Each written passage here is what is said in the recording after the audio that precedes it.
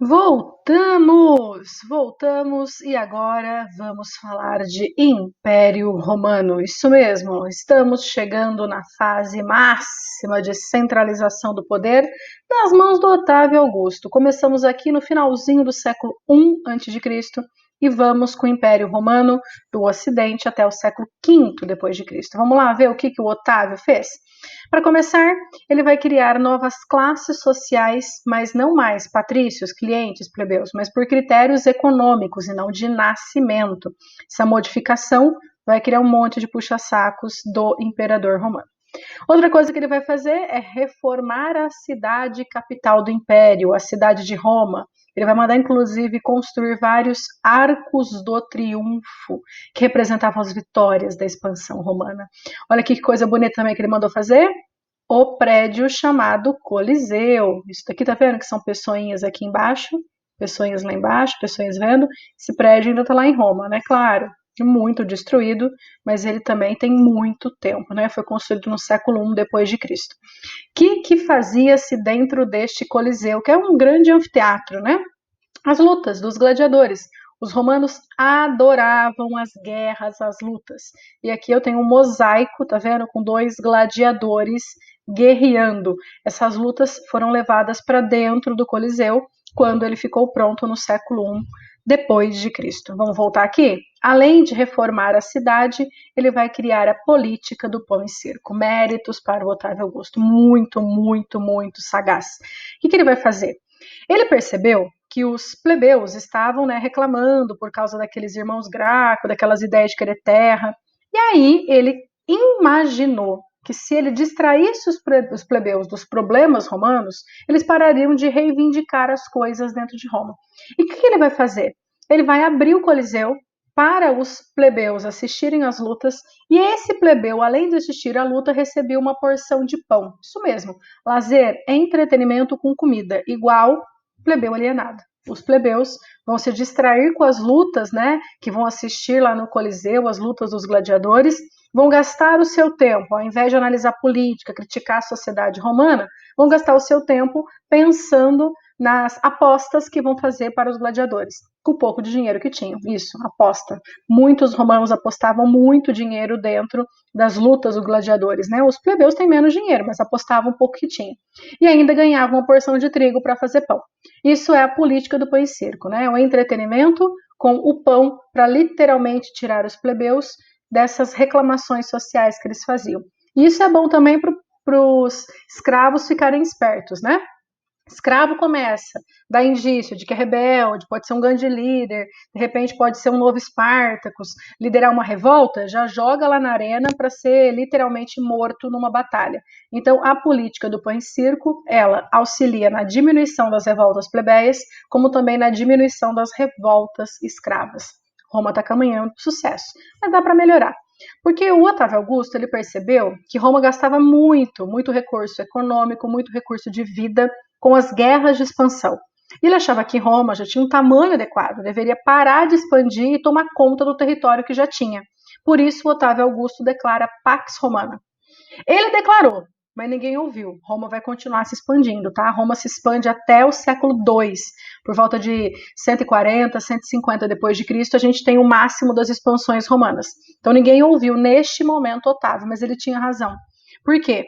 Porque quando Roma continua os seus processos expansionistas, ela vai ficar tão grande, que esse vasto território vai ser difícil de ser administrado. Talvez, se tivesse, né, parado de se expandir lá na época do Otávio Augusto, teria tido um controle maior sobre o território já conquistado até então. Então, essa Pax Romana, ela é o início do fim. Por quê? Porque se Roma para de se expandir, também entram menos escravos, entram menos terras, e a gente pode ter um esgotamento da economia. Então, isso poderia ter sido bom, mas não foi, porque a história ela não é feita de si, ela é feita, na verdade, de processos que vão se sucedendo no decorrer do tempo. Olha que profundo que eu falei. E aqui, de novo, né, o Coliseu, os gladiadores, e a gente vai seguir com a crise do Império Romano. De novo, três fatores provocaram a crise da República, lembrando, né? E de novo agora três fatores vão provocar a crise do Império Romano. Só que daqui não vai nascer um novo, né, período histórico. Na prática, a gente vai ter a queda da cidade de Roma. Primeiro fator, uma crise econômica, que é a crise do sistema escravista. Isso mesmo. A partir do século II, vão diminuir as guerras de expansão. Isso faz com que se diminua o número de escravos conquistados em guerra, e aí o número de escravos vai cair. Isso mesmo. Caindo o número de escravo, o produto escravo fica mais caro. Aumentou o preço do escravo. Por quê? Porque tem menos escravo. Lei da oferta e procura. E aí o que acontece? Escravo, gente, eu comentei lá no vídeo de Roma, República 2, ele fazia tudo em Roma, e tudo mesmo, tá? Eles cuidavam da agricultura, colhiam, moíam, eles cuidavam das estradas, eles faziam até funções ligadas ao militarismo, construíam armas, porque a função de um escravo em Roma é a base do trabalho. Então você tinha várias funções, até mesmo pintores, arquitetos, né, profissionais, digamos, com uma maior qualificação, também podiam ser escravos. Então, como eles são uma base para muitos produtos, todo produto, quando a mão de obra fica cara, o produto fica caro também. Então, aumentando o preço da mão de obra, aumenta-se o preço dos produtos em Roma. Só que isso, meu bem, começou lá no século II depois de Cristo e vai continuar no século III e vai continuar no século IV. A gente está falando de séculos de aumento do preço da mão de obra e séculos de aumento do preço dos produtos. Vai chegar um ponto que isso vai gerar uma altíssima inflação. Essa inflação, quando ela aumenta muitas vezes, ela provoca a crise do sistema escravista. Consequências? População foge da cidade para o campo, porque viver na cidade está muito caro. Eles tinham expectativa de que no campo podiam criar lá um pouquinho de galinha, ter algumas árvores frutíferas, conseguir produzir o próprio trigo e fugir da fome que começou a assolar as cidades romanas. Então, essa fuga para o campo era uma forma de tentar sobreviver no campo, já que as cidades estão muito caras de serem frequentadas. E aí, esse processo de fuga em massa de pessoas da cidade para o campo, a gente chama de colonato. Isso mesmo, o ato de se transformar em um colono. Foi um grande êxodo urbano que aconteceu dentro do Império Romano. As cidades começaram a se esvaziar e serão chamadas de vila. O campo começou a crescer e aí vão surgir as estruturas, como por exemplo o colonato, que é um trabalhador livre, mas preso à terra, numa relação de trabalho com o proprietário da terra. Esse é o primeiro problema do Império. Segundo, invasões bárbaras. Isso mesmo, a crise continua. As invasões bárbaras no século III, elas foram pacíficas, mas a partir do século IV e V já são invasões violentas. Abel, como assim uma invasão pacífica? Alguns bárbaros estavam fugindo de outros bárbaros chamados hunos e procuravam abrigo dentro do Império Romano. Só que depois ficou descontrolado, né? Então as primeiras invasões eram de gente que procurava se proteger dentro do Império, mas depois eu tenho várias outras invasões que querem dominar o Império Romano. Mas, Bel, o que afinal de contas é bárbaro, né? Vamos ver? Bárbaro são aqueles que não tinham cultura romana, principalmente não falavam latim e nem eram nesse momento politeístas, no século II, no século III. As coisas vão mudar, tá? O politeísmo romano, adorar o próprio imperador, que é o imperador teocrático, vai até o século III. Depois a história de Roma religiosa vai se modificar. Certo até aqui? Seguindo, terceiro fator de crise do Império Romano é religião. E vocês vão entender por quê. Os cristãos surgem junto, né, com o Senhor Jesus Cristo no ano 1 depois de Cristo. E aí, a princípio, essa religião ela era perseguida, como também os judeus, porque eles eram monoteístas, isso mesmo. O imperador, gente, ele é um deus, ele é um Augusto. Então, os monoteístas não faziam cultos ao imperador romano. Então, esse é o primeiro problema do impasse dos imperadores de Roma com os monoteístas, sejam cristãos ou judeus. Só que o tempo passa e esses grupos monoteístas, como por exemplo os cristãos, vão continuar seguindo os ensinamentos de Cristo e, portanto, vão deixar de seguir os pedidos do imperador.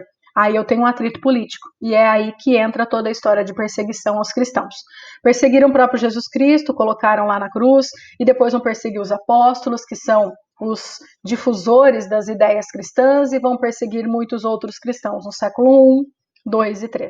Só que o cristianismo se espalha, porque ele é uma religião que não valoriza a riqueza. Então, muitos plebeus e muitos escravos se convertem ao cristianismo.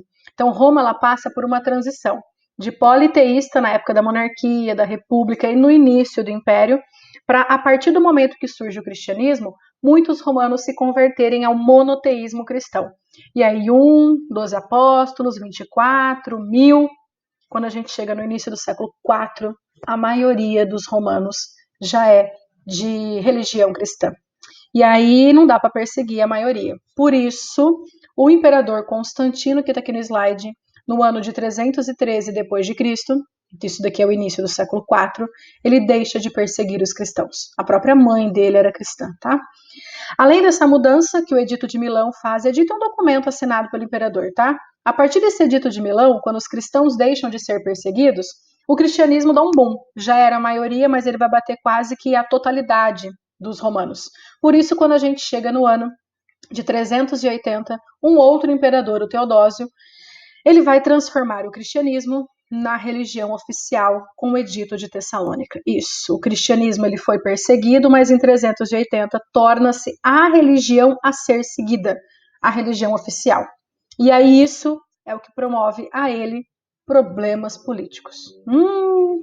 Mas ele troca a religião e tem problema político? É, por causa da ordem de poderes. Olha para minhas mãozinhas, que bonitinhas. Essa minha mãozinha vai representar o poder do imperador, que desde Otávio Augusto é máximo dentro do Império Romano. Eles centralizam o poder, definem as relações sociais, mandam expandir, param de expandir, sofrem com problemas econômicos, sofrem com invasões bárbaras, mas são eles que mandam. Quando surge a oficialização do cristianismo, a religião cristã deixa de obedecer algumas ordens do imperador, porque ele não é o líder máximo dos cristãos, o líder máximo dos cristãos é o Papa. Então essa minha mãozinha representando poder religioso, ela começa a ascender, ultrapassa o poder do imperador e os líderes religiosos, como o Papa, é que se transformam na autoridade máxima do Império Romano, porque o cristianismo é oficial. Então essa inversão de poder que era do imperador que caiu e passa para o Papa que ascendeu, que cresceu, é um problema político, porque o imperador está perdendo o poder. Isso é bom para a igreja, isso é ruim para as estruturas políticas imperiais. E além disso tudo, a gente tem os outros problemas acontecendo ao mesmo tempo, que são as invasões bárbaras e a crise do sistema escravista. Roma não vai suportar. Aí o próprio Teodósio vai dividir o Império Romano em dois: Roma Ocidental e Roma Oriental. Mas a gente vai ver por que ele faz isso. É por causa das invasões. Dá uma olhada nessa tela das invasões. Esse monte de linha, que chega até a ser confuso a primeira batida de olhos, é para vocês verem vários grupos de bárbaros que invadiram o Império Romano. Esses bárbaros que invadiram o Império Romano, como os francos, os vândalos, os godos, eles invadem muito mais a parte ocidental. Essa sofre mais invasão porque também tem mais áreas férteis, que era o que mais interessava aos bárbaros. Essa porção aqui de Roma Oriental sofre com menos invasões. E aí o que acontece? O imperador Teodósio faz isso. Ele divide o Império Romano. Essa porção amarela é Roma Ocidental e essa porção verde é Roma Oriental. Vou voltar para o mapa anterior. Essa é Roma Ocidental e essa é Roma Oriental. Isso significa o quê? Que ele divide para proteger o Império Romano do Oriente. E é isso que vai acontecer. Vamos voltar para cá? A cidade de Roma, ela foi invadida pelos bárbaros em 476 depois de Cristo. Isso é a queda do Império Romano do Ocidente. Já Roma Oriental vai continuar firme e forte. Esta cidade aqui, Constantinopla, vai ser chamada de Bizâncio e será a capital do Império Bizantino. Isso mesmo, o Império Romano do Oriente vai passar a ser chamado de Império Bizantino. É o que sobrou de Roma, tá? O que sobrou em estrutura política depois da queda de Roma Ocidental. Mas os romanos contribuíram muito para nós. E a gente vai ver essas contribuições aqui. O que sobrou de Roma, mas que formam a nossa cultura contemporânea, o legado de Roma, né? Uma das questões principais é o direito, as regras, as leis romanas. Isso. Muito dos termos constitucionais, as divisões republicanas de hoje se inspiram no direito romano. Aquele lá das 12 tábuas, da Lei Licínia, do Tribuno da Plebe. Essas leis, elas são uma influência para o direito contemporâneo. Outra coisa, a língua, né? O próprio português é uma língua neolatina, como o espanhol, como o francês. Então, o latim, ele sobrevive com modificações, mas ele também é uma influência contemporânea. Outra coisa, cristianismo, né? O cristianismo surgiu em Roma, foi perseguido, virou oficial. As estruturas cristãs, elas crescem durante a Idade Média e hoje no mundo a gente tem muitos cristãos, né? E para terminar, nós também temos a divisão social por critérios econômicos e a última coisa, um beijinho de sapo e um abraço para vocês. A gente encerrou hoje as videoaulas de Roma e a gente segue depois com outros temas. Beijinho para vocês, boa semana e tchau, tchau.